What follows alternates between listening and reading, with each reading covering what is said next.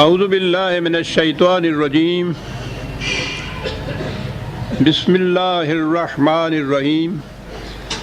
عزیزان من، آج فروری 1982 کی 12 تاریخ ہے اور درس قرآن کریم کا آغاز سورہ محمد کی آیت 16 سے ہو رہا ہے، 47/16۔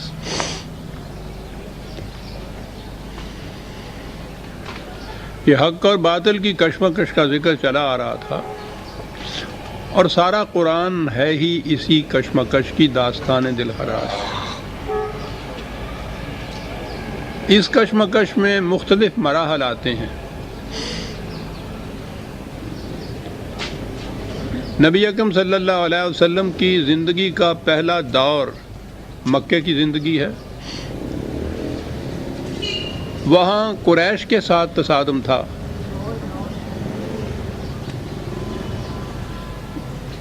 قریش کی ایک خصوصیت تھی کہ وہ کھلے ہوئے دشمن اور کھلے ہوئے دوست تھے، ان میں منافقت نہیں تھی۔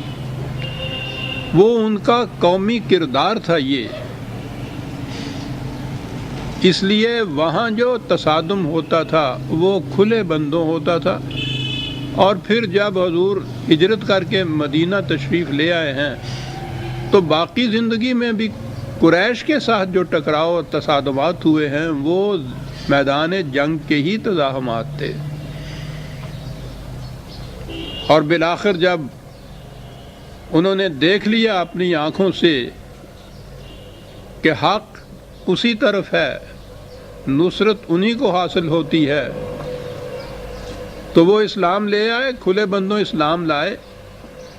اور پھر ان میں کوئی ایک بھی ایسا نہیں ہے کہ جو منافق نظر آیا ہو۔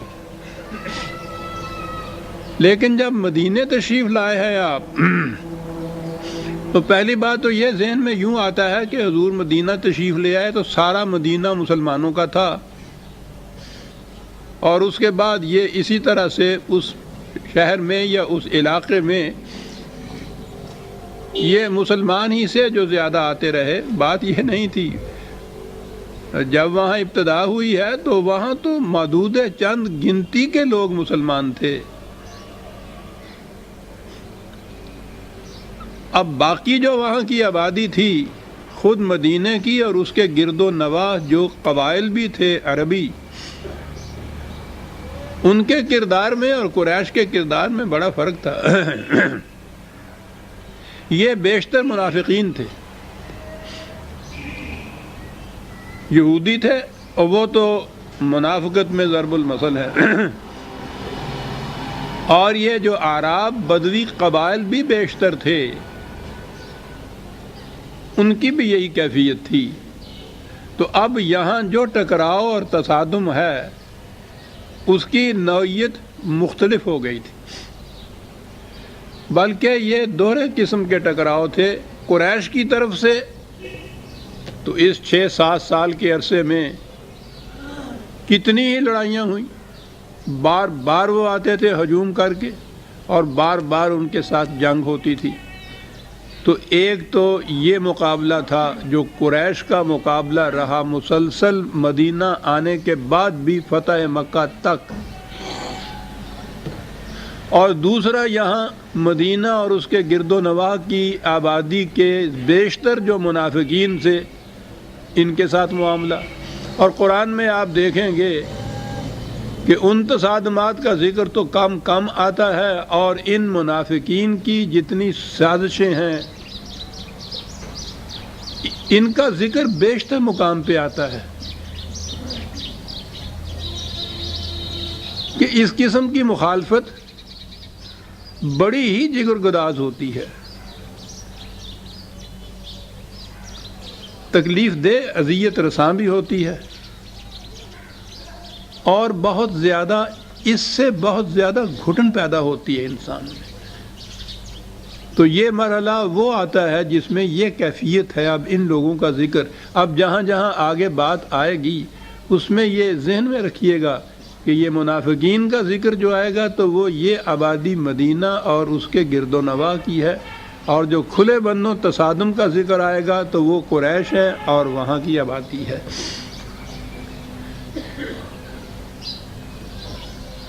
پہلی آیت میں بات شروع ہوتی ہے وَمِنْهُمْ مَنْ يَسْتَمِعُ إِلَيْكَ، کہ رسول تمہاری محفل میں ایسے لوگ بھی آ جاتے ہیں کہ جو بظاہر نظر آتا ہے کہ بڑے غور و خوض سے سن رہے ہیں جو کچھ تو کہہ رہا ہے۔ حضور قرآن ہی سناتے تھے اور اسی کی تشریح فرماتے تھے۔ کہنے لگے لیکن کیفیت یہ ہے کہ وہ بیٹھے ہوئے تمہیں تک رہے ہوتے ہیں اور دھیان کہیں اور ہی ہوتا ہے، جس کا نتیجہ یہ ہے کہ حتیٰ اذا خرجوا من عندک قالوا للذین اوتوا العلم ماذا قال آنفا، محفل برخاست ہوتی ہے، باہر جاتے ہیں تو ان لوگوں سے کہ جنہوں نے سمجھ سوچ کے یہ سنا ہوتا ہے ان سے پوچھتے ہیں کہ یہ کیا کہہ رہا تھا۔ آپ اندازہ لگائیے اس ایک فکرے سے ساری نفسیاتی کیفیت چھلک کر باہر آ جاتی ہے۔ بات تو آگے قرآن نے یہ کہہ کے واضح کر دیا کہ اولئک الذین طبع اللہ علی قلوبہم واتبعوا الہویٰ، وہی اتباع کا لفظ دیکھیے آیا، یاد ہے آپ کو میں نے بتایا تھا کہ محکومیت، اطاعت اور اتباع میں کیا فرق ہے۔ جہاں بھی ہوا یا جذبات یا اپنی مفاد پرستیوں کا ذکر ہے وہاں اتباع کا لفظ قرآن آ رہا ہے۔ یہ باہر سے کہیں حکم نہیں دیا جاتا جس کی اطاعت ہوتی ہے، انسان کے اندر سے اس کے اپنے جذبات کا تقاضا ہوتا ہے جو کچھ یہ کرتے ہیں، اسی کو اتباع کہا جاتا ہے۔ تو کہا یہ مقصد ان کا نہ حق کو سمجھنا ہے، نہ حق کی پیروی کرنا ہے، نہ حق کو باطل میں کھلے بندوں کو تمیز و تخصیص ہی کرنا ہے، اپنے مفاد ہیں جن کے یہ پیچھے ہوتے ہیں۔ یہاں آ کے بھی بیٹھتے ہیں تو خیال تو ادھر ہی ہوتا ہے، اور بیٹھے ہوئے ہوتے ہیں تمہاری مجلس میں، وہ یہ دوسرے مقام پہ قرآن کریم نے دو لفظوں میں یہ بات واضح کی، اور پھر وہ عربی زبان کی وسعت بھی اس سے نظر آتی ہے۔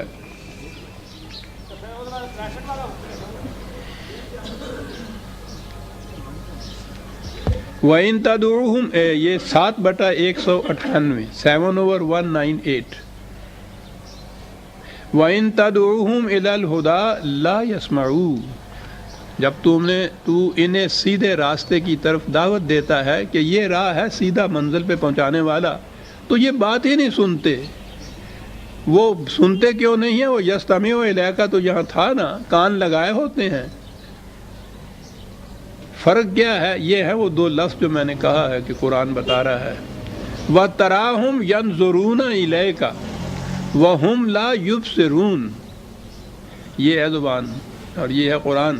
نظر اور بصر میں فرق کیا ہے قرآن نے۔ اب ہمارے ہاں تو یہ اس کا ترجمہ اس کے معنی دیکھنے سے ہی ہوگا، دیکھتے ہیں، نظر کے معنی بھی دیکھنا ہی ہوتا ہے، بصر کے معنی بھی دیکھنا ہی ہوتا ہے، بصارت تو بینائی کو ہی کہتے ہیں۔ لیکن یاد رکھیے جسے مرادفات کہتے ہیں نا، کہ ایک ہی معنی کے لیے دو لفظ، یہ عربی زبان میں یہ ہوتا ہی نہیں ہے، یہ تو زبان کا نقص ہے۔ ایک ہی معنی کے لیے دو لفظ کیوں؟ جہاں تک الفاظ کی تعداد کا تعلق ہے ان کے ہاں تو ایک ایک لفظ کے لیے سینکڑوں لفظ ہوتے ہیں، اونٹ کے لیے 600 لفظ ہیں غالباً، تلوار کے لیے 1000 لفظ ہیں غالباً، لیکن لفظ اور لفظ کے اندر شیڈ کا فرق ہوتا ہے، ان کے معانی میں بڑا ہی لطیف فرق ہوتا ہے۔ تو یہ نظر اور بصر جو ہے تو ہے تو دیکھنا ہی، لیکن دونوں میں فرق کیا ہے قرآن نے اور اس زبان نے۔ اور نظرہ تو وہ بولتے ہیں جہاں کوئی دوسرے کی طرف، جسے ہم کہتے ہیں وہ تک رہا ہے اس کی طرف، اور جو دیکھنا ہے، اب بصر وہ دیکھنا کہ جس میں خیالات بھی مشتمل ہو کے وہی ہوں، اور آنکھوں سے دیکھ رہا ہو اور خیالات ساتھ اس کے ہوں. یہ نہ ہو کہ خیال کہیں اور ہو، دیکھ کہیں اور رہا ہو. یہ جو کیفیت ہوگی کہ دیکھ رہا ہو کہیں اور، خیالات کہیں اور ہوں، یہ تو منافقت ہو جائے گی. اور بصر جو ہے، بصارت جسے آپ کہتے ہیں، وہ وہاں استعمال کریں گے جہاں نگاہ اور ذہن دونوں ایک نقطے پہ مرکوز ہوں.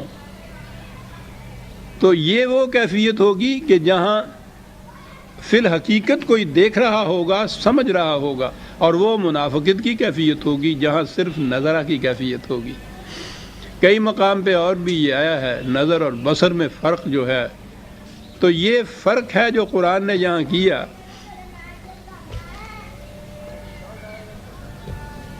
کہ وہ آتے ہیں، محفل میں بیٹھے ہوئے ہوتے ہیں، تمہاری طرف تک رہے ہوتے ہیں نظر، لیکن خیال کہیں اور ہوتا ہے. اور باہر جا کے پوچھتے ہیں ان لوگوں سے جنہوں نے اس کو سمجھا ہوتا ہے کہ یہ کیا کہہ رہا تھا. قرآن کہتا ہے اسی کو دلوں پر مہر لگ جانا کہتے ہیں. اب غور کیجئے، یہ چیز بار آ چکی ہے کہ ان چیزوں کو قرآن لفظاً تو ایسا ہے جیسے خدا اپنی طرف منسوب کرتا ہے، طبع اللہ علی قلوبہم، اللہ نے ان کے دلوں پر مہر لگا دی. اور بات اس نے کی یہ ہے کہ یہ کیفیت جو اپنے اوپر یہ طاری کرتے ہیں، ان کی نفسیاتی کیفیت، واتبعوا الہویٰ، اپنی ہی مفاد پرستی کے پیچھے، تو اس کا نتیجہ یہ ہوتا ہے کہ پھر آہستہ آہستہ دلوں میں سمجھنے کی صلاحیت ہی نہیں رہتی. وہ ہر وقت اپنی مفاد پرستیوں کے خیال میں ڈوبا رہتا ہے. یہ کیفیت پیدا ہو جاتی ہے. یہاں سے ایک بڑی اہم چیز سامنے آتی ہے. محفل میں بیٹھنا، قرآن کو سننا، اور سننے کے بعد کیفیت یہ ہونا کہ کچھ معلوم نہ ہونا کہ ہم نے کیا سنا ہے. وہاں کی جو محفل ہے، وہاں تو جو سامنے بیٹھنے والے تھے بہرحال عربی زبان تو ان کی تھی نا، ان کے خیالات ہی کسی دوسری جگہ ہوتے تھے. آپ سوچئے تو صحیح کہ جو ہم قرآن سنتے رہتے ہیں ساری عمر، وہ قرآن سننے کے بعد پھر ہمیں پوچھنا ہوتا ہے نا کسی دوسرے سے کہ یہ کیا کہہ رہا تھا. بلکہ وہ تو پوچھتے بھی تھے اتنا، اور ہم تو اس میں اتنا پختہ ہو چکے ہوئے ہیں کہ ہم باہر آ کے بھی نہیں پوچھتے کہ یہ کیا کہہ رہا تھا. سنتے ہی رہتے ہیں ساری عمر، نہ خود سمجھتے ہیں نہ کسی سے پوچھتے ہیں کہ یہ کیا کہہ رہا تھا. ساری رات کھڑے پورا قرآن سن کے آ جاتے ہیں. ایک لفظ نہ پڑھنے والے کو پتا ہوتا ہے کہ اس کے معنی کیا ہے، نہ ان سینکڑے سننے والوں کو معلوم ہوتا ہے کہ کیا ہے. یہ تمام کا پوچھئے تو سارے ملک کے اندر اتنے عظیم اہتمام. خبریں سنیے تو صاحب 10,000 کا مجمع تھا. کیا کر رہا تھا؟ یستمع الیک، سن رہا تھا.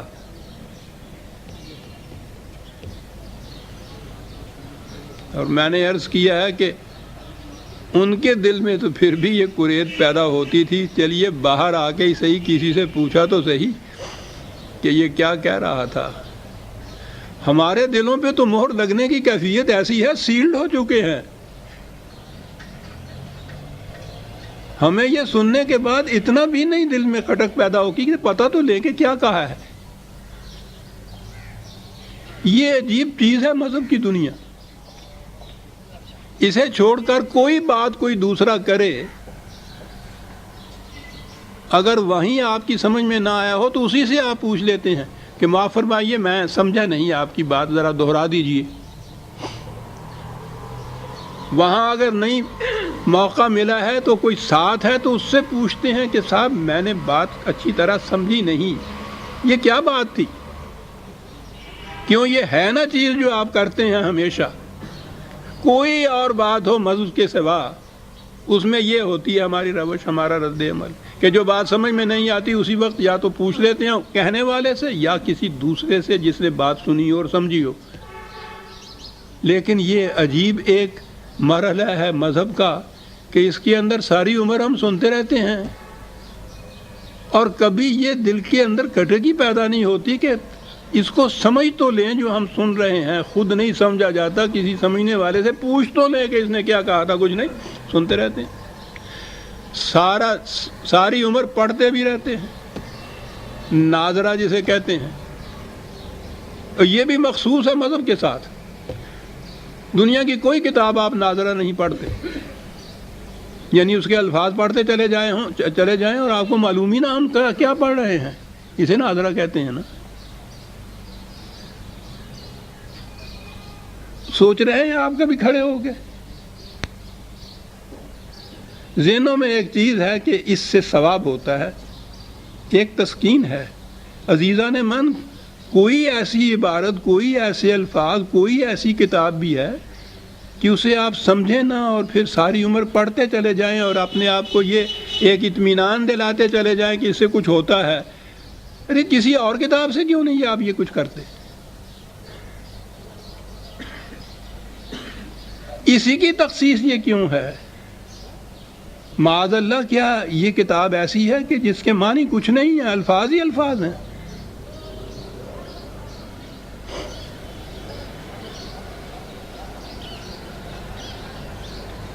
جتنی خدمت آپ دیکھ رہے ہیں اسلام کی ہو رہی ہے یا قرآن کے نام سے ہو رہی ہے, ساری اس طرح سے ہوتی ہے کہ اس کے الفاظ کس طرح دہرائے چلے جائیں بغیر سمجھے کے.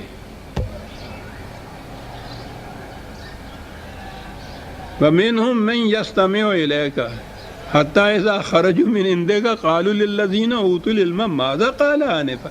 یعنی قرآن تو ان کو بھی مذموم قرار دیتا ہے, جھٹک دیتا ہے ان لوگوں کو, حالانکہ انہوں نے پوچھ تو لیا تھا باہر آ کر کہ کیا بات ہو رہی تھی, یہ کیا کہہ رہے تھے.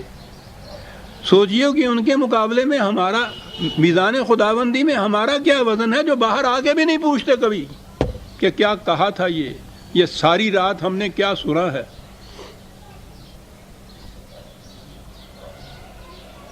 چلے آتے ہیں بغیر سمجھے سن کے, کسی سے پوچھتے نہیں ہیں, دوسری شخص سے چلے جاتے ہیں. ساری عمر یہی کرتے ہیں, ساری قوم یہی کر رہی ہے, اور اس کا نتیجہ تو پھر ظاہر ہے نا کہ ساری قوم رو رہی ہے.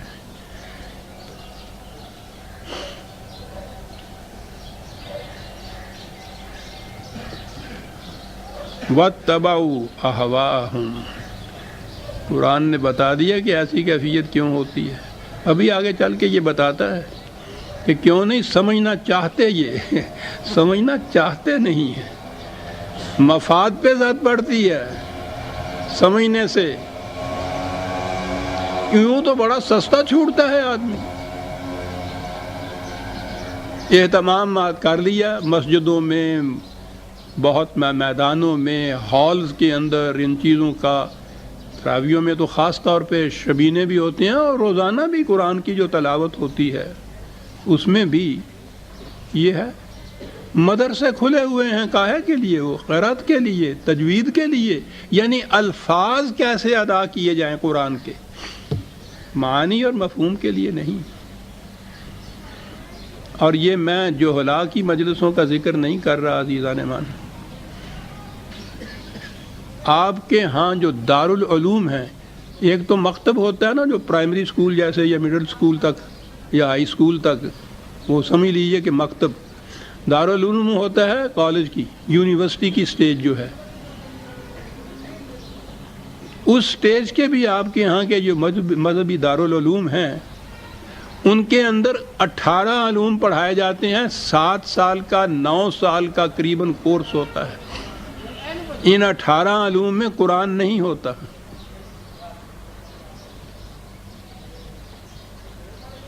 آخری سال سورہ بقرہ, صرف ایک تفسیر ہے بیضاوی کی, وہ سورہ بقرہ کی آخری سال وہ تعویذ کی طرح اتنی سی شرط پوری کی جاتی ہے. پورا قرآن نہیں ہے اس نصاب میں داخل.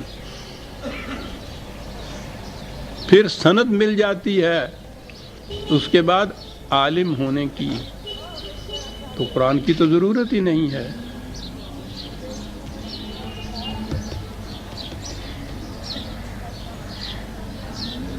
وہ قرآن جس کے متعلق بہرحال میں نے کہا تھا نا کہ وہ سمجھنا چاہتے نہیں ہیں، کیونکہ وہاں تو یہ بھی آیت آ جائے جی نا وَمَن لَّمْ يَحْكُم بِمَا أَنزَلَ اللَّهُ فَأُولَٰئِكَ هُمُ الْكَافِرُونَ۔ کافر اور مسلم میں فرق یہ ہے کہ جو خدا کی کتاب کے مطابق فیصلے کرتے ہیں وہ مسلم ہوتے ہیں، جو ایسا نہیں کرتے وہ کافر ہوتے ہیں۔ کیوں سمجھیں اسے؟ اس کے سمجھنے سے تو بہت بڑی ذمہ داری عائد ہو جاتی ہے۔ بلا سمجھ کے پڑھنے سے ثواب ملتا ہے، اور سمجھ کے پڑھنے سے تو سب کچھ الٹ جاتا ہے۔ ہر معاملے کا فیصلہ خدا کی کتاب کے مطابق وَاتَّبَعُوا أَهْوَاءَهُمْ، تو بات پھر نہیں رہتی نا کہ اپنی مفاد پرستیوں کا اتباع کرتے ہیں۔ قرآن تو ایسا پھر نہیں کرنے دے گا نا، وہ تو خدا کے احکام کی ہی اطاعت چاہے گا۔ تو یوں بڑا سستا چھوٹتا ہے آدمی۔ یہ دین مذہب سے بدلا اس لیے جاتا ہے کہ بڑا سستا ہوتا ہے، یہ بڑا آسان ہوتا ہے۔ اس میں چند رسومات، چند الفاظ دہرا لیے تو قرآن کا مقصد پورا ہو گیا، چند رسومات اور شاعر کی ادا کر لیں تو وہ اعمال جو ہیں وہ پورے ہو گئے۔ باقی سارا کچھ وَاتَّبَعُوا أَهْوَاءَهُمْ، اپنی مفاد پرستیاں ہیں، ان کے پیچھے چلو۔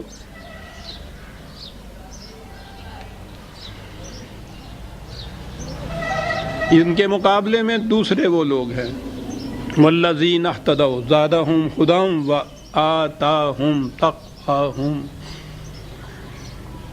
کیا بات ہے! آپ کو یاد ہے کہ میں نے 2-3 درس پہلے خدا کی نصرت کے متعلق یہ بات کہی تھی، وہ پورا درس ہی اسی نقطے کے پہ رہا کہ انیشیٹو جو ہے، پہل جو کرنا ہے وہ انسان کے لیے ہے اور خدا اس کے پیچھے چلتا ہے۔ بڑی اہم چیز ہے جو قرآن نے، میں نے عرض کیا تھا نا کہ مجھ سے اگر پوچھا جائے کہ قرآن کا پیغام کیا ہے، تعلیم کیا ہے، علم کیا ہے، تو وہ ایک ہی بات ہے کہ یہ انسان کو اس کے مقام سے آشنا کراتا ہے اور خدا کا صحیح تصور دیتا ہے، بس یہ ہے دین۔ اسی محور کے گرد گھومتی ہے ساری کی ساری تعلیم، اور انسان کا اور خدا کا تعلق وہاں بتاتا ہے، اور وہ تعلق یہ ہے کہ ابتدا انسان کی طرف سے ہوتی ہے، اس کے مطابق پھر خدا آگے پیچھے چلتا ہے۔ ان تنصر اللہ ینصرکم، تم اگر خدا کی مدد کرو گے تو خدا تمہاری مدد کرے گا، تم کرو تو۔ اور اس کے متعلق اپنے لیے اس نے کہہ دیا کہ ان وعد اللہ حق، ہم پھر بھی ضرور ایسا کریں گے۔ تمہیں تو اس کا اختیار ہے کہ جی چاہے کرو، جی چاہے نہ کرو، جیسا کرو بھگتو، لیکن جب تم ایسا کرو گے تو ہمیں اختیار نہیں رہے گا معاذ اللہ کہ ہم جی چاہے پھر وہ کریں یا نہ کریں، ہم تو وہ ضرور کرنا ہوگا ہمیں۔ یہ ہے خدا اور یہ ہے انسان۔ دیکھتے ہیں کہ انسان کا مقام کیا ہے اور خدا کا تعلق کیا ہے انسان کے ساتھ۔ تم یہ کرو اور پھر دیکھو، اور ہمیں تو یہ جیسا کہتے ہیں نا، ہمیں تو یہ پھر کرنا پڑے گا، کیونکہ ہم تو اپنے وعدے کے پکے اور سچے ہیں۔ وَالَّذِينَ اهْتَدَوْا زَادَهُمْ هُدًى، جو بھی صحیح راستے کے اوپر قدم اٹھاتا ہے، صحیح راستے کی کشاد اس کے سامنے بڑھتی چلی جاتی ہے، واضح سے واضح تر ہوتا چلا جاتا ہے وہ راستہ اس کے سامنے۔ قدم پہلے اس نے اٹھانا ہے، وَالَّذِينَ اهْتَدَوْا، یہ ہے پہل اس نے کرنی ہے، صحیح راستے پہ قدم اس نے اٹھانا ہے۔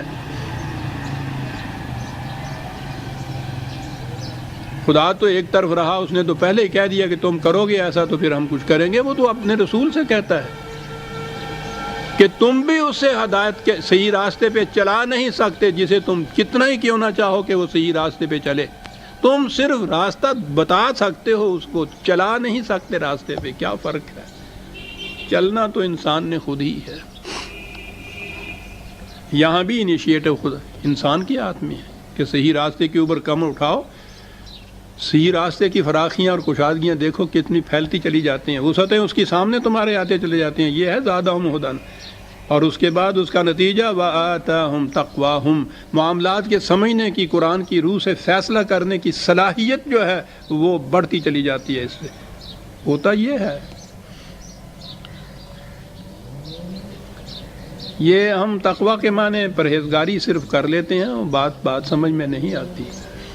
تقویٰ ہوتا ہے کسی خطرناک چیز سے محفوظ رہنے کا احساس اور اندیشہ، حفاظت، غلط کاموں کے نقصان دہ نتائج کا احساس،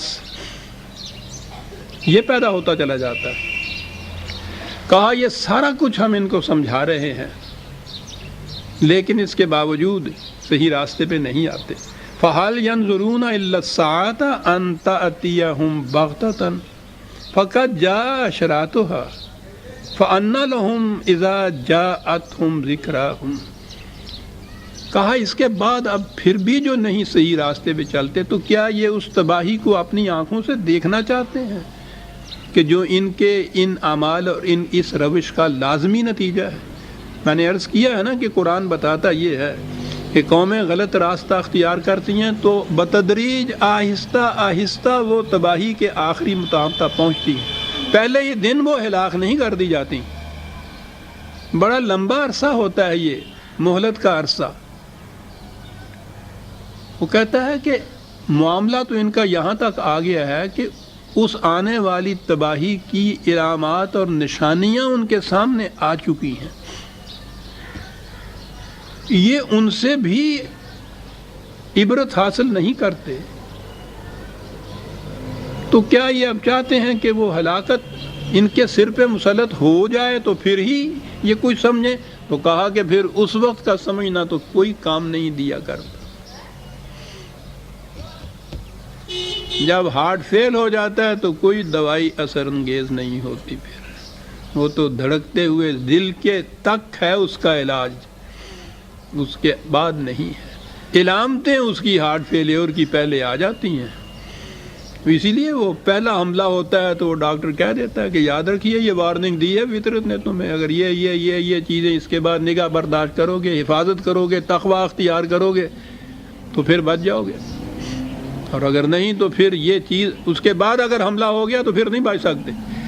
یہ ہے جو قوموں کی ہلاکت اور زندگی کے متعلق بھی یہی قانون ہے کہ وارننگ ہوتی ہے، علامات آتی ہیں، کہا جاتا ہے کہ اب بھی وقت ہے کہ بچ جاؤ، لیکن جب وہ ہلاکت مسلط ہو جاتی ہے تو دنیا کی تاریخ بتاتی ہے صاحب، بڑی بڑی عظیم القدر قومیں جو ہیں ان کے کھنڈرات باقی رہ چکے ہوئے، پھر کچھ کام نہیں دیتا۔ اور کہا کہ یاد رکھو بات ایک ہی ہے جو ہم کہہ رہے ہیں، اور وہ یہ ہے کہ فَاعْلَمْ أَنَّهُ لَا إِلَٰهَ إِلَّا اللَّهُ، ایک ہی حقیقت ہے جس کا اعادہ کیا جا رہا ہے، ایک ہی پیغام ہے جسے بار بار دیا جا رہا ہے، ایک ہی روش ہے جو اختیار کرنے کے لیے کہا جا رہا ہے، اور وہ یہ کہ دنیا میں حق کے حکومت کسی کو حاصل نہیں ہے سوائے خدا کی۔ یہ ہے عزیزان من لا الہ الا اللہ کے معنی، یہ معنی تھے دین میں جب وہ بات سمجھتے تھے۔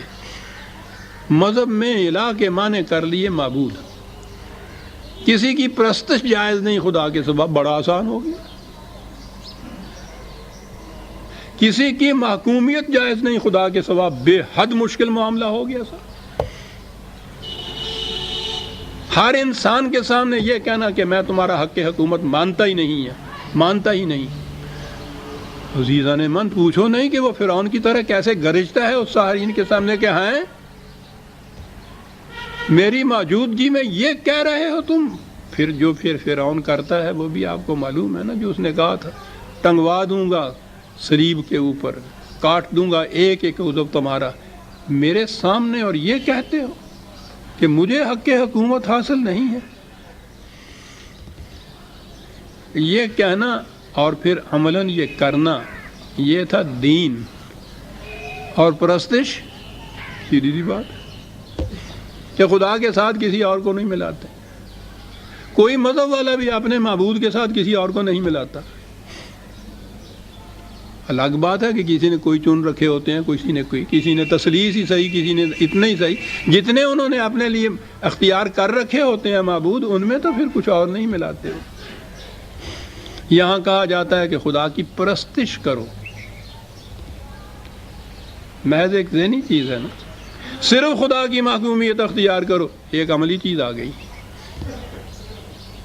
اور پھر یہ پتہ بھی چل گیا کہ یہ ہو رہا ہے یا نہیں۔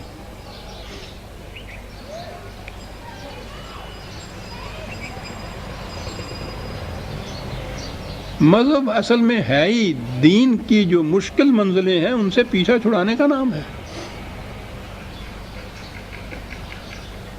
پیچھا چھڑا کے ایک تو داریت آ جاتی ہے، وہ بھی ایک قابل فہم روش ہے. انکار کرتا ہے وہ، صاحب میں مانتا ہی نہیں اس کے. کھلی بندوں ایک بات ہے، ٹھیک ہے میں مانتا ہی نہیں. وہ درمیان میں ایک راستہ آتا ہے، یہ بین بین ایک راستہ آتا ہے منافقت کا، کہ سب کچھ زبان سے کہہ رہے ہیں کہ ٹھیک ہے یہ بھی مانتا ہوں یہ بھی مانتا ہوں،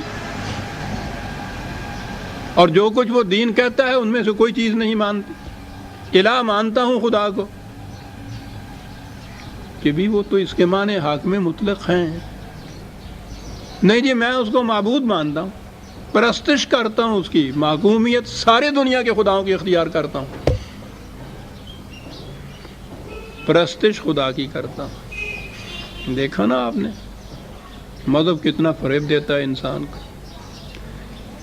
فَاعْلَمْ أَنَّهُ لَا إِلَهَ إِلَّا اللَّهُ وَاسْتَغْفِرْ لِذَنبِكَ وَلِلْمُؤْمِنِينَ وَالْمُؤْمِنَاتِ. یہ ایک لفظ آ گیا ہے، پہلے بھی آ چکا ہوا ہے، میں اس کی وضاحت کر چکا ہوا ہوں، لیکن پھر اس آیت میں چونکہ آ گیا ہے وَاسْتَغْفِرْ لِذَنبِكَ وَلِلْمُؤْمِنِينَ وَالْمُؤْمِنَاتِ. ذنب کے معنی گناہ کیا گیا، استغفار کے معنی بخشش مانگنا ہوا. تو کہا اے رسول ذنب کا بھی ہے یہاں، تو معاذ اللہ میں کہہ رہا ہوں جو ترجمہ کر دے، اپنے گناہ اور مومنین مومن مردوں مومن عورتوں کے گناہوں کی بخشش مانگ خدا سے. یہ اس کا کیا ترجمہ یا یہ سمجھ لیا اس کا مفہوم، اور آگے پھر چل پڑی. چل سو چل، 1000 برس سے یہ بات چلی کہ رسول معصوم ہوتا ہے،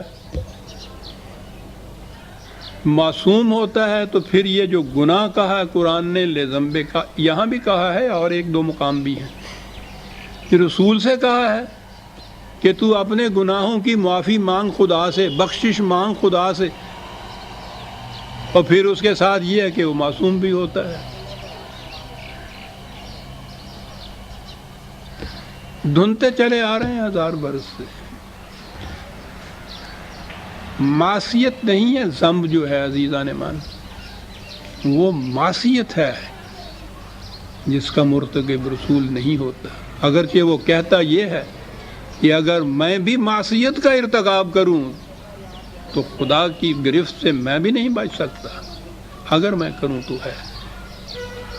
وہ معصیت ہے حکم خداوندی کی، حکم عدولی، سرکشی، مدن اس کے متعلق اس کے خلاف کرنا. رسول یہ نہیں کرتا. ذم میں نے سمجھایا ہوا ہے، اب زیادہ تفصیل میں نہیں جانا چاہتا. اس کے معنی بنیادی معنی اگر لے لیے جائیں نا جس میں یہ عرب استعمال کرتے تھے اس چیز کو، تو بات سمجھ میں آتی ہے کہ کہاں لے جاتا ہے قرآن. ذنب ہوتا ہے وہ دم جو کسی مویشی کے پیچھے ساتھ اس کے لگی ہوئی ہوتی ہے. ہوتا کیا ہے اس دم میں؟ چپکی ہوئی ہوتی ہے، جہاں جائے ساتھ وہ چلی جا رہی ہوتی ہے. کسی کے پیچھے ایسی چیز کا چپک جانا اور ایسا اس کے ساتھ چپکائے رکھنا اس کو پیچھے پیچھے جا کے کہ چھوٹ ہی نہ سکے، یہ ہے وہ غلط الزام تراشیاں، تہمتیں لگائی جائیں اور پبلسٹی ان کی مسلسل کی جائے، جہاں جائے اس کے پیچھے وہ چپکا دیا جائے. میں نے کہا نا یہ منافقین کی زندگی تھی اس قسم کی. یہ قریش یہ نہیں کرتے تھے، یہاں آ کے یہ صورت تھی، پھر طرح طرح کے الزامات تراشتے تھے. اور میں سمجھتا ہوں میدان جنگ کی تلوار وہ اذیت نہیں پہنچاتی جو غلط الزام اور تہمت اور پھر ان کی اس طرح سے پبلسٹی جو ہے وہ تو زندگی اجیرن کر دیتی ہے، جینا حرام کر دیتی ہے انسان کے اوپر. قرآن میں یہ چیزیں رسول اللہ کے متعلق یہ ہیں کہ یہ جو تھے منافقین کیا کیا کس کس قسم کی الزام تراشیاں کرتے تھے.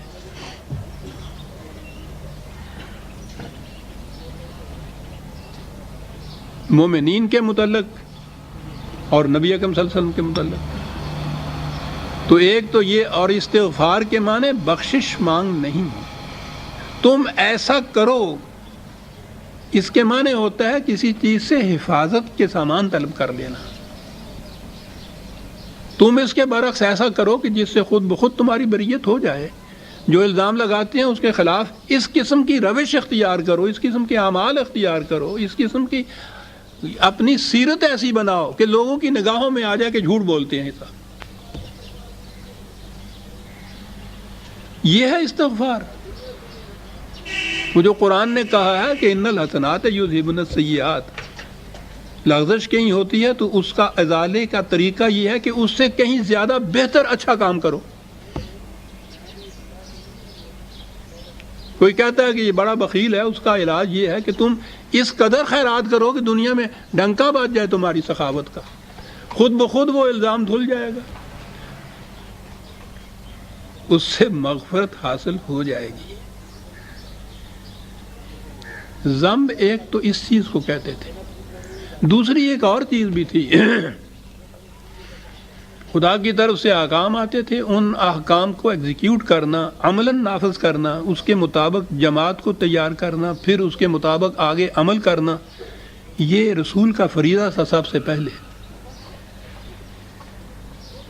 یہ ایسا کچھ کرنے میں بعض اوقات کچھ تدبیری غلطیاں ہو جاتی ہیں انسان سے، تدبیری، جنگ کے میدان میں بھی بعض اوقات ہوتا ہے، سپہ سالار سے کوئی تدبیری صاحب ہو جاتا ہے، اس سے کچھ نقصان بھی پہنچتا ہے،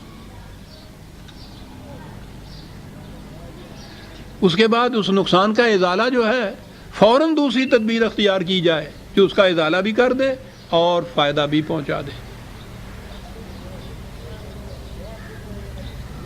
ایک تو یہ ذہن میں رکھیے کہ رسول نبی یا حضور نبی اکرم صلی اللہ علیہ وسلم نبوت کے اعتبار سے تو خدا کی طرف سے وحی آتی تھی، اس میں تو سوال شائبہ تک بھی نہیں ہے کسی غلطی کا، کسی صاحب کا، کسی سکم کا، لیکن عملی دنیا میں جب اس کو رائج یا نافذ کرنا ہوگا تو پھر تو یہ زندگی کے وسائل اسباب جو دنیا کے ہیں انہیں اختیار کرنا ہوگا، اس جماعت سے ہی کام لینا ہوگا۔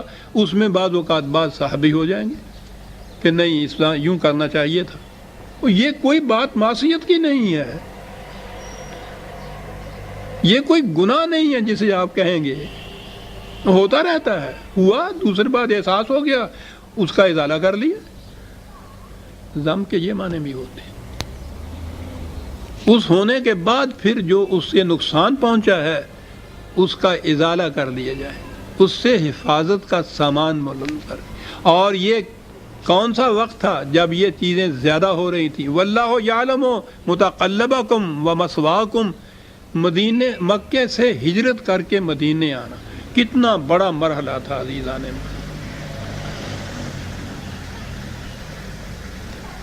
اس زمانے میں جب کہ سامان وصل و رسائل کی اتنی فراوانی ہے، انتظامات اتنے وسیع ہیں، اب بھی جن لوگوں کو اپنے ملک سے کہیں دوسری جگہ آنا پڑتا ہے حالانکہ بڑے انتظامات ہوتے ہیں، سوچئے کہ کس قدر اس کو اذیتیں، کس قدر تکالیف، کس قدر مصیبتوں کا سامنا ہوتا ہے۔ پھر اس کے اندر جتنے انتظامات کرنے ہوتے ہیں اس میں کئی کمیاں رہ جاتی ہیں، کئی سکم رہ جاتے ہیں۔ یہ ہے وہ مرحلہ متقلب اور مثوا، جہاں سے تم نے چلنا ہے، آنا جانا جس کو کہتے ہیں وہ، اور جہاں آخر میں جا کے جو تمہاری منزل مقصود ہے، جہاں جا کے ٹھہرنا ہے تم نے، وہ ہمارے سامنے ہے۔ تو یہ زندگی ہے مکے سے ہجرت کی، مدینے میں آ کے نئی جگہ قیام کرنے کی، تو ان کے اندر تو کئی تدبیری اسکام رہ جائیں گے عزیزان مان، اس کا ازالہ کیا جائے۔ یہ نہ جرم ہے، نہ گناہ ہے، نہ کوئی غلطی ہے، کچھ نہیں، لیکن یہ ضرور ہے کہ جو ایسے ہو جائے اس کا ازالہ فوراً کر لیا جائے۔ اب پھر درمیان میں یہ حصہ آیا اور اس کے بعد پھر آگے اسی موضوع کی طرف۔ اب یہ مدینے کی زندگی ہے کہ جہاں یہاں پہنچنے کے بعد قریش کو اطمینان سے بیٹھ جانا چاہیے تھا کہ اب وہ اگر وہاں ان کو کوئی خطرہ تھا ان مسلمانوں سے، اس جماعت مومنین سے، تو وہ تو ٹل گیا، وہ وطن چھوڑ کے دوسری جگہ چلے گئے، انہوں نے کوئی واسطہ نہیں رکھا پھر مکہ سے۔ لیکن نہیں، آپ دیکھیں گے کہ جتنی جنگیں قریش کے ساتھ ہوئی ہیں، فتح مکہ کے زمانے میں تو حضور وہاں گئے ہیں، اور وہ بھی اس سے جو 2 برس پہلا صلح حدیبیہ میں جس طرح سے واپس آنا پڑا تھا اس کے بعد گئے، ورنہ ساری جنگیں ایسی ہیں جہاں انہوں نے حملہ کیا ہے۔ تو مدینے میں آ کے پہلی دفعہ اجازت دی گئی ہے جنگ کرنے کی، اسے ذہن میں رکھیے گا۔ عام طور پہ یہ سوال کیا جاتا ہے جناب اسلام بزور شمشیر پھیلا اور دیکھیے رسول اللہ نے اتنی جنگیں کی، یعنی یہ اس طرح سے جنگیں کی کہ قریش وہاں سے پورا لشکر لے کر، اس زمانے میں 1000 کا لشکر بہت بڑی چیز ہوتا تھا عزیزان من، مسلح، اور قریش تو بڑے جنگجو واقع ہوئے تھے، وہ وہاں سے مکے سے چل کے مدینے آ پہنچے ہیں حملہ کرنے کے لیے، اور یہ مدینہ سے ذرا باہر نکل کے ان کے میدان جنگ میں ان کے لیے پہنچے ہیں۔ 2 ہجری کا واقعہ ہے، جسے آپ کہتے ہیں کہ ابھی یہ مہاجر تھے، پناہ گزیں تھے، ان کے پاس تو سواری بھی نہیں تھی اس زمانے میں، پوری تلواریں بھی پوری نہیں تھیں، لیکن اس مقام پہ یہ ہے وہ پہلی آیت جو جنگ کی اجازت دی گئی ہے 22/39، اذن للذین یقاتلون بانہم ظلموا، ان لوگوں پہ کہ جن پہ اس قدر مظالم ہوئے ہیں بالآخر انہیں اجازت دی جاتی ہے کہ ہاں بھائی تم بھی اپنی مدافعت کے لیے باہر نکل آؤ۔ یہ ہے اجازت جو پہلی دی جا رہی ہے جنگ کے لیے۔ وَإِنَّ اللَّهَ عَلَىٰ نَصْرِهِمْ لَقَدِيرٌ، اور یہ سمجھ رہے تھو کہ ہم تمہاری مدد کریں گے۔ کون لوگ ہیں یہ جنہیں اجازت دی جاتی ہے؟ یہاں سے پتہ چلتا ہے کہ کن حالات میں یہ اجازت دی گئی تھی۔ الذین اخرجوا من دیارہم بغیر حق الا ان یقولوا ربنا اللہ، یہ وہ مظلوم ہیں کہ جن کو ان کے گھروں تک سے نکال دیا۔ کس جرم میں؟ صرف اس جرم میں کہ یہ کہتے تھے کہ ہمارا الہ اللہ ہے، ربنا اللہ، ہمارا رب اللہ ہے۔ اس جرم کی پاداش میں انہیں گھروں تک سے نکال دیا گیا، اور پھر جب یہ یہاں آ گئے تو یہاں پیچھا نہیں چھوڑا، یہاں حملہ کرنے کو آ گئے۔ اس مقام پہ اجازت دی جاتی ہے ان لوگوں کو، اور کاہے کے لیے اجازت دی جاتی ہے؟ اسلام پھیلانے کے لیے، ان کے مندر ڈھانے کے لیے۔ وَلَوْلَا دَفْعُ اللَّهِ النَّاسَ بَعْضَهُم بِبَعْضٍ لَّهُدِّمَتْ صَوَامِعُ وَبِيَعٌ وَصَلَوَاتٌ وَمَسَاجِدُ يُذْكَرُ فِيهَا اسْمُ اللَّهِ كَثِيرًا، کہا کہ اگر خدا ایسا انتظام نہ کرے کہ مستبد، ظالم، جابر، طاقتور حکومتوں کی مدافعت انسانوں کی دوسری جماعت سے نہ کرائے، دیکھیے انسانوں سے کراتا ہے قرآن، اگر ایسا وہ انتظام نہ کرے تو دنیا میں عیسائیوں کے گرجے، یہودیوں کے صومعے، ہندوؤں کے مندر، یوں آج مجھے کہنے دیجیے مسلمانوں کی مسجدیں، کسی مذہب کی پرستش گاہ باقی نہ رہے، سلامتی نہ رہے، توڑ کے رکھ دیں۔ اس لیے اجازت دی جاتی ہے کہ اگر یہ لوگ آئیں تو عزیز ایمان آپ دیکھ رہے ہیں کہ یہ جو مجاہدین مسلمانوں کی فوج ہے، اس کا فریضہ کیا ہے؟ عیسائیوں کے گرجا کو ڈھانے کے لیے اگر کوئی حملہ کرتا ہے، ان کا فریضہ ہے کہ اس کا مقابلہ کریں جا کے۔ مسجد کا ذکر تو آخر میں آیا ہے یہاں۔ تمام اہل مذاہب کی معابد جو ہیں، پرستش گاہیں جو ہیں، ان کی حفاظت کے لیے یہ اپنے سینے پہ تیر کھائیں گے۔ یہ جماعت انہیں اجازت دی گئی ہے کہ آئیے صاحب۔ بات یہاں تھی،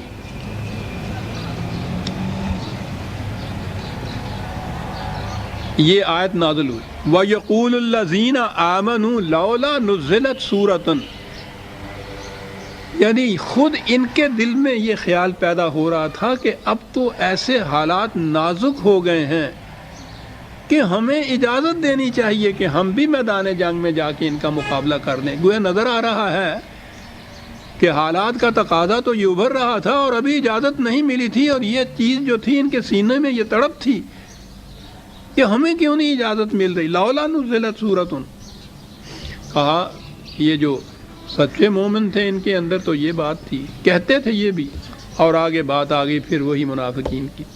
فَإِذَا أُنزِلَتْ سُورَةٌ مُحْكَمَةٌ وَذُكِرَ فِيهَا الْقِتَالُ رأیت الذین فی قلوبہم مرض ینظرون الیک نظر المغشی علیہ من الموت فاولی لہم.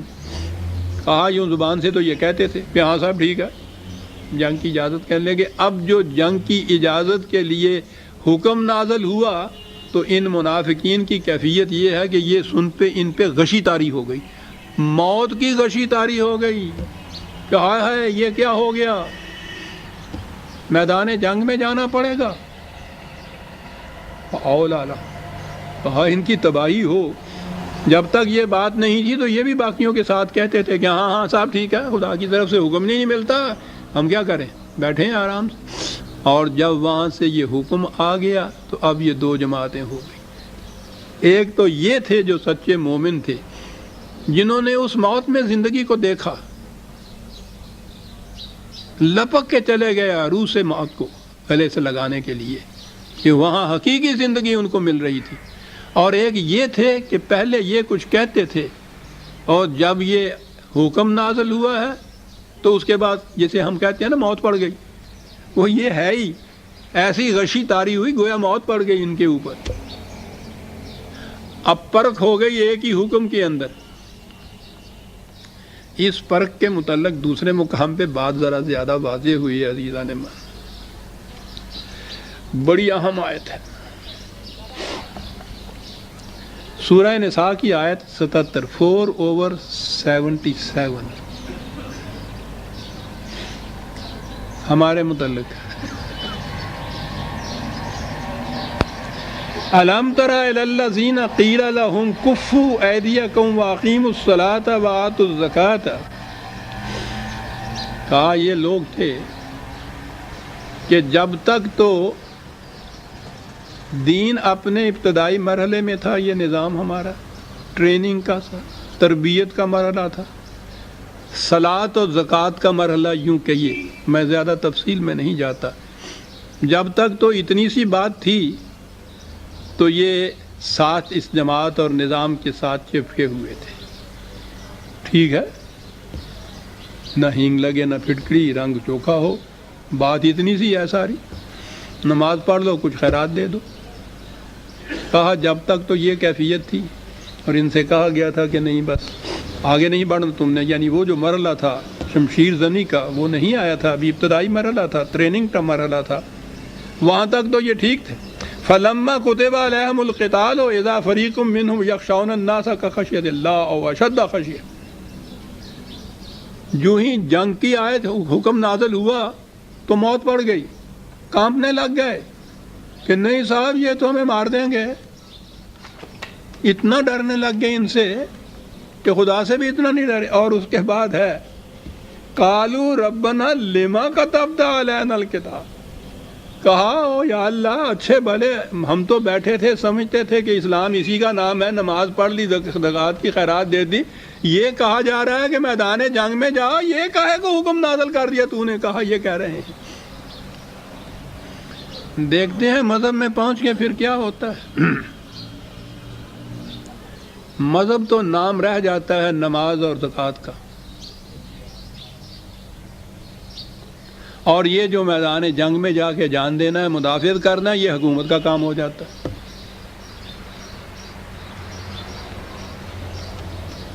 اگرچہ یہاں ہمارے ہاں نہ وہ نظام تھا اسلام کا، نہ وہ چیز تھی، لیکن بہرحال جنگ تو ہوتی تھی. 65 کی جنگ جو ہوئی ہے ہمارے ہاں، وہ اس مقام تک آ چکے تھے جسے کہیے کہ ان کے بوٹوں کی آہٹ یہاں سنائی دیتی تھی لاہور والوں کو.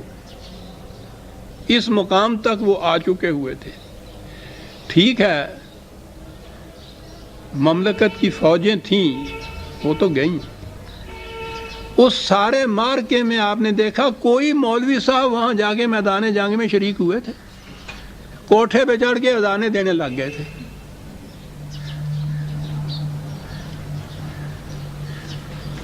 کفوا ایدیکم واقیموا الصلاۃ وآتوا الزکاۃ. کہا یہاں تک تو وہ اسلام کے ساتھ بالکل چپکے اور شدت کے ساتھ چپک گئے تھا. لیکن جو ہی جنگ کا وقت آیا تو کہنے لگے کہ یہ کہ وہ اللہ میاں سے کہتے ہیں کہ یا اللہ بیٹھے بٹھائے ہم آرام سے تھے، یہ تم نے کیا کر دیا، یہ جنگ کا حکم دے دیا سر۔ یہ ہوتا ہے دین جب مذہب میں بدلتا ہے تو نیکی نام رہ جاتا ہے، حالانکہ یہی جو زکوٰۃ اور یہی جو صلاۃ تھی دین کے جو پروگرام تھے اس میں اہم ستون تھے یہ، لیکن یہ سب تیار کرتے تھے میدان جنگ میں جانے کے لیے۔ منزل آخری جو ہے مومن کی وہ تو شہادت ہے نا، یہ تو سارا قصہ پہلا کا جتنا بھی ہے وہ تو ٹریننگ ہے، وہ تو کاکول کی پی ایم میں ہے، یوں کہیے تیار کیا جاتا ہے اس کے اندر سپاہی کو۔ یہ سارے جتنی ہیں تربیت گاہیں ہیں عزیزان من، ایک قربانی کا جذبہ بیدار کرنے کے لیے۔ وہ آخری منزل اس کی میدان جنگ ہے، جہاں ہتھیلی سر ہتھیلیوں پہ رکھ کے یہ خدا کی راہ میں چلے جاتے ہیں، ایک عارضی زندگی کے عوض ایک ابدی حیات حاصل کرنے کے لیے۔ لیکن بڑا سخت مرحلہ ہے۔ یہ ساری جتنے بھی آپ کے ہاں کے شعار ہیں، دین کے احکام ہیں، یہ ارکان ہیں، اس آخری مقصد کی تیاری کے لیے مومن کے لیے تربیت گاہوں کے ارکان اور پروگرام ہیں۔ یہ مذہب میں پہنچ کے یہی مقصود بالذات ہو جاتے ہیں۔ وہ کام ہو جاتا ہے حکومت کا، حکومت اور اس کی فوجیں وہ تو یہ کچھ کریں، اور ہم جو اہل مذہب ہیں، دیندار ہیں، اسلام پرست ہیں، ہم اور زیادہ نمازیں پڑھنے لگ جائیں، پھر نوافل کا اضافہ اس میں کر لیں، پھر اشراق کا اضافہ اس میں کر لیں، ہم یہ کچھ کرنے لگ جائیں۔ دیکھا قرآن نے کیا کہا ہے، یہ ان لوگوں کا ذکر تھا۔ ذکر فیہ القتال اور آیت الذین فی قلوبہم مرض، فی قلوبہم مرض، دلوں کا روگ بتایا ہے۔ یہ مطلب دلوں کا روگ ہے، غلط چیز سے اطمینان حاصل کر لینا، وہ اطمینان نہیں ہوتا، فریب نفس ہوتا ہے، اور اسی کو تو مرض کہتے ہیں دلوں کا، جسے آج سائیکولوجیکل ڈیزیز آپ کہہ رہے ہیں نا، آج کی اصطلاح میں قرآن اس کو ہمیشہ دلوں کا مرض کہتا ہے۔ اس زمانے میں اس نے یہ جو مرض ہیں جسمانی اور قلبی، اس کا فرق کیا ہے اس نے، دلوں کا مرض۔